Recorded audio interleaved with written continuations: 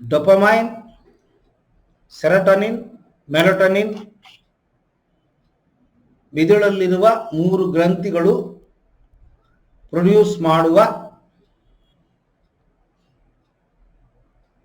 ಜ್ಯೂಸುಗಳು, ಹಾರ್ಮೋನ್ಗಳು, ಇವುಗಳನ್ನು ಮಿದುಳನ್ನ ನಿರ್ವಹಣೆ ಮಾಡುತ್ತೆ.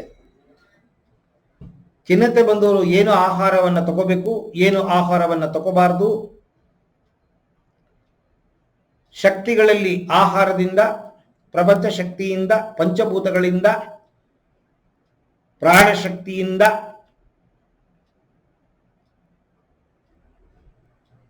ಚಟುವಟಿಕೆಗಳನ್ನು ಮಾಡುವುದಕ್ಕೆ ಬೇಕಾಗಿರುವ ಶಕ್ತಿಯನ್ನು ಗ್ರಹಿಸ್ತೀವಿ.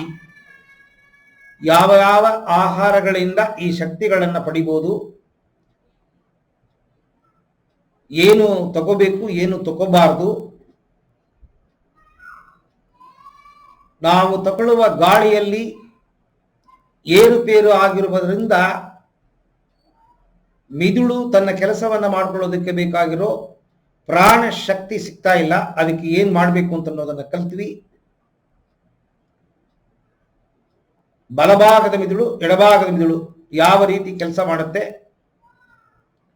ಬಲಭಾಗದ ಮಿದುಳು, ಎಡಭಾಗದ ಮಿದುಳು ಯಾವ ರೀತಿ ಸಿಂಕ್ರನೈಸ್ ಆಗುತ್ತೆ, ಖಿನ್ನತೆ ಬಂದವರಿಗೆ ಏನಕ್ಕೆ ಮನಸ್ಸು ಸಿಂಕ್ರನೈಸ್ ಆಗೋದಿಲ್ಲ,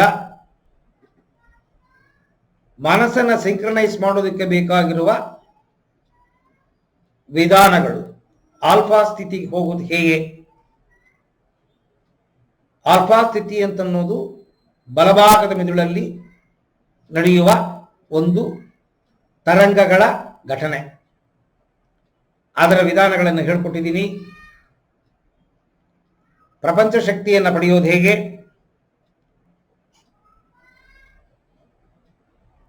ಅದು 2 ತರದಲ್ಲಿ ಪಡಿಬಹುದು ಅಂತ ಅನ್ನೋ ಟೆಕ್ನಿಕ್ ಅನ್ನು ಹೇಳಿಕೊಟ್ಟಿದ್ದೀನಿ.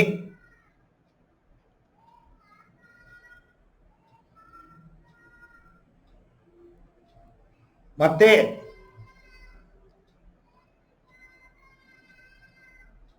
ಮನಸ್ಸಲ್ಲಿ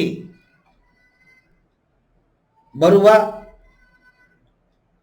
ನಕಾರಾತ್ಮಕ ಆಲೋಚನೆಗಳನ್ನ ಸಕಾರಾತ್ಮಕ ಆಲೋಚನೆಗಳಾಗಿ ಬದಲಾವಣೆ ಮಾಡೋ ಟೆಕ್ನಿಕ್, ಬರವಣೆ ಮೂಲಕವಾಗಿ, ಚಿತ್ರೀಕರಣ ಮಾಡುವುದರ ಮೂಲಕವಾಗಿ ಹೇಗೆ ಅದನ್ನ ಕಾನ್ಷಿಯಸ್ ಲೆವೆಲ್ಲಿ ಪ್ರಿಪೇರ್ ಮಾಡ್ಕೋಬಹುದು ಅಂತ ಅನ್ನೋದನ್ನು ಹೇಳಿದೆ. ಯಾರುವೇ ನನಗೆ ಅದನ್ನು ಕಳಿಸಿಲ್ಲ.